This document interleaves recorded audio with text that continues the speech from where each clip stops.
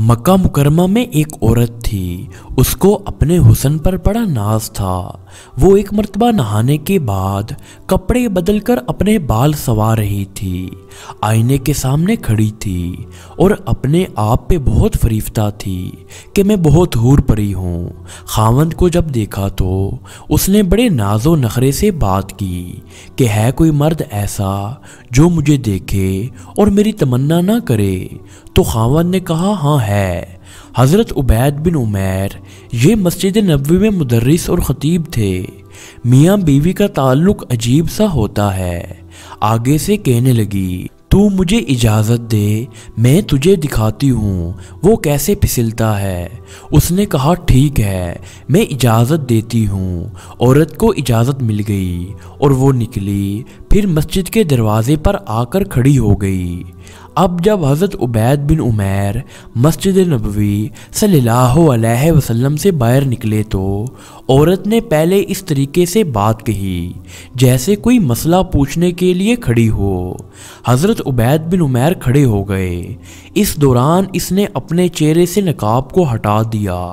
उसका ख्याल ये था कि जब वो मेरे हुस्न जमाल को देखेंगे तो फरीफ्ता हो जाएंगे। जैसे ही इसने ऐसा किया तो उन्होंने नज़र हटा दी और कहा, देखो क्यों ऐसे काम के बारे में सोचती हो जिससे तुम्हें दुनिया में भी ज़िल्लत मिलेगी और आखिरत में भी ज़िल्लत मिलेगी। अब ये अल्फाज इनके मुंह से इतने दर्द से निकले कि वो शर्मा गई और वापस आ गई। शोर ने पूछा, क्या बना? कहने लगी, क्या मर्द ही नेक होते हैं?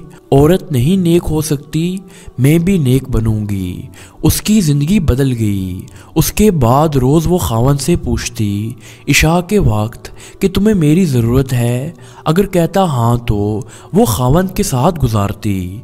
अगर वो कहता नहीं तो जुब्बा पहन लेती और सारी रात मुसल्ले पे इबादत करती। उसका खावंद कहा करता था, पता नहीं हज़रत उबैद बिन उमैर ने एक फ़िक्रा बोल के मेरी बीवी को नेक कैसे बना दिया।